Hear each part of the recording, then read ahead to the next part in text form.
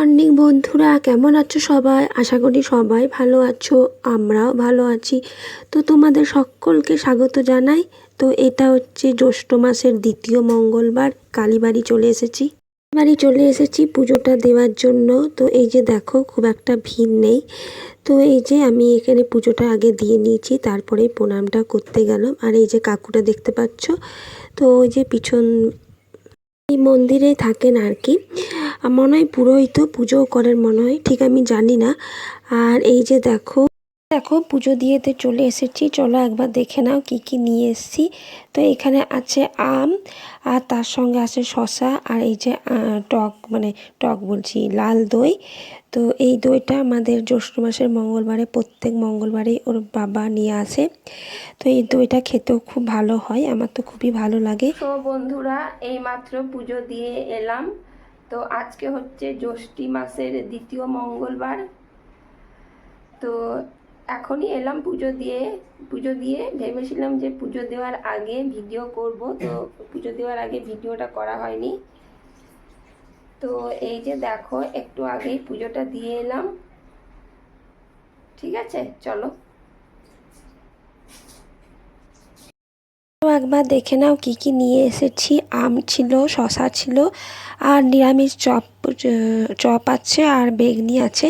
মানে যেখানে ঠাকুরের ফলটা কিনি, প্যারাটা কিনি, সেই দোকানেই বানাই নিরামিষ চপ আর বেগনি। তো আমরা পুজোটা দিতে গেছিলাম, প্যারা ওই দোকান থেকেই কিনেছিলাম। আসার সময় চপ আর বেগনি কিনেছিলাম। আর এই যে দেখো, সাথে কলা আছে।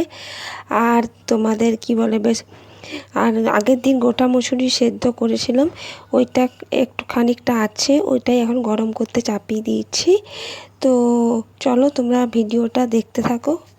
সাথে লাড্ডু ছিল, আর আমার বর বলছে শশাটা স্পেশালি তোমার জন্য কিনলাম আর তুমি খাওনি। তো আমার যাই হোক, খাওয়া হয়নি। তো এদিকে দেখো, মুড়ি দিয়ে দিচ্ছিলাম ছেলেকে, গোটা মুসুরি তো সেদ্ধ করেছিলাম ওইটা দিয়ে, আর তার সাথে শশা কেটে নিয়েছিলাম। আর এই যে আমার ফোনটার ক্যামেরাটা দেখতে পাচ্ছ কতটা আবছা এসেছে। ভাবলাম প্রথমে এইটা দেবো না, এই ভিডিওটা দেবো না, তারপরে মনে হলো দিয়েই দিই, মানে অনেকটাই আবছা এসেছে। তো এই যে দেখো, এখানে আমি শশা কেটে নিচ্ছি, কুচি কুচি করে শশা কেটে নিচ্ছি ছেলেকে মুড়ি দেওয়ার জন্য।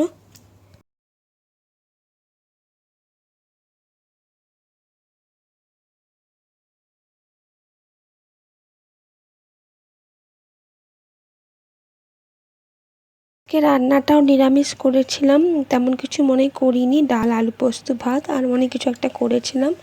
আর এই যে দেখো, এখানে দুপুরবেলায় চলে এসেছি, কি কি নিয়েছি একবার দেখে নাও। চিড়ে ছিল, কলা ছিল, আর প্যারা ছিল, আর দই, আর এই যে দুধটা দিয়ে মাখবো।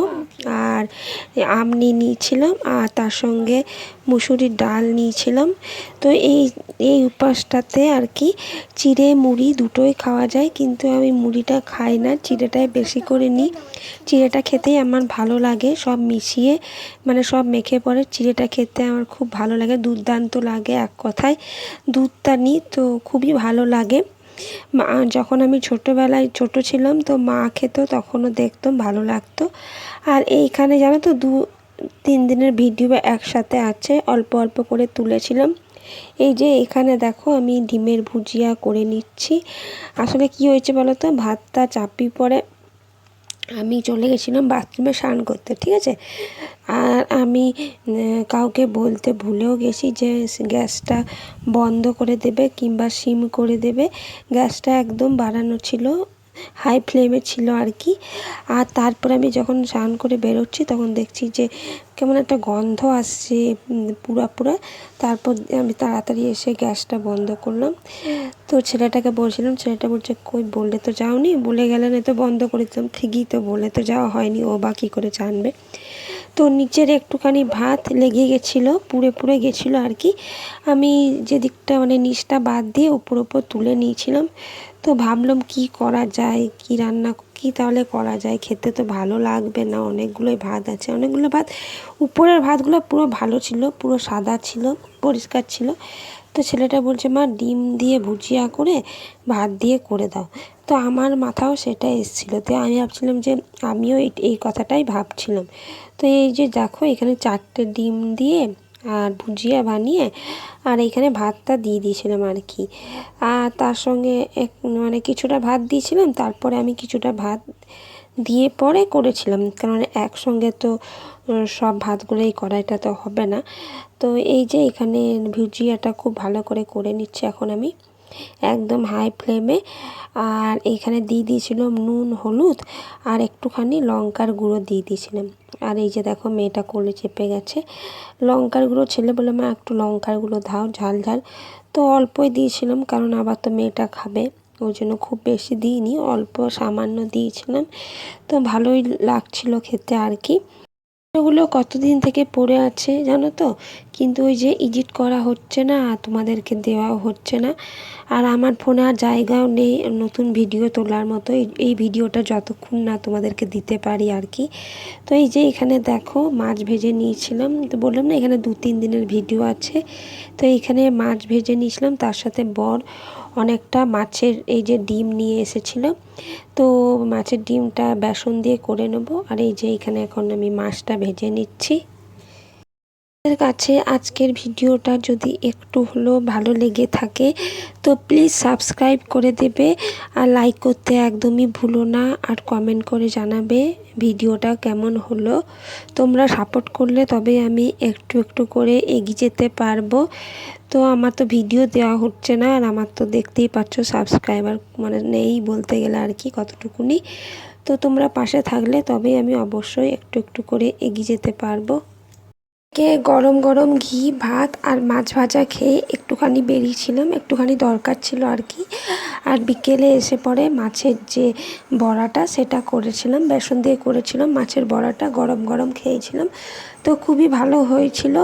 আর বাইরে তখন জানো তো প্রচুর বৃষ্টি পড়ছিল, চলো তোমাদেরকে দেখাবো একবার। তো এই যে দেখো মাছের, আমি চলেও এসেছি, মানে বাড়ি চলে এসেছি, অনেকক্ষণই বাড়ি এসেছি, কিছুক্ষণ রেস্ট নিয়েছিলাম। তারপরে এই যে বিকেলবেলায় এখন আমি এই যে মাছের ডিমের যে বড়াটা সেটা এখন করে নিচ্ছি। আর বাইরে কিন্তু প্রচুর বৃষ্টি পড়ছে জানো তো। আর এই যে দেখো আমি এদিকে মাছের ডিমের বড়াটা করে নিচ্ছি, তো দেখছি যে ভালোই হয়েছে। খুব বাইরে কিন্তু প্রচুর বৃষ্টি এসেছে, এই যে একটুখানি তুলেছিলাম আর কি, রান্নাঘরের জানলাটা থেকে একটুখানি তুলেছিলাম। আর রান্নাঘরের জানলাটা জানো তো খুব নোংরা হয়েছে, মানে পুরো চিট বসে গেছে। তো দেখি যত তাড়াতাড়ি সম্ভব ভাবছি যে এটা পরিষ্কার করে নেব। এটা খুব মানে তাড়াতাড়ি করে পরিষ্কার করে নেওয়া হয় না, ওই গরম জল ঠান্ডা জল মিশিয়ে পড়ে তারপর ভালো করে ঘষতে হয়, তবে যেই পরিষ্কার হয়, অনেকটা সময়ও লাগে। তো ভাবছি এবার করে নিতেই হবে, কারণ কি দেখতেও খারাপ লাগছে, আর প্লাস এমনিভাবে রান্না করতে আমারও ভালো লাগছে না। তো দেখা যাক যত তাড়াতাড়ি সম্ভব তত তাড়াতাড়ি পরিষ্কার করে নেব। তাহলে কি হয় বলো তো, রান্নাঘরের জানলাটা পুরো পরিষ্কার থাকে আর ভালো আলোটা আসে। আর এটা কি নেটটা দেওয়া আছে তো একটুখানি আবছা আবছা হয়ে যায়, আর নয়তো পুরো নেটটা যদি পুরো পরিষ্কার পুরো ক্লিন যদি থাকে না, তো ঘরে ভালো বেশ আলোটা আসে। তো এই যে দেখো এদিকে আমি বড়াগুলো ভেজে নিচ্ছি, এই যে দেখো হয়ে গেছে আমার বড়াগুলো।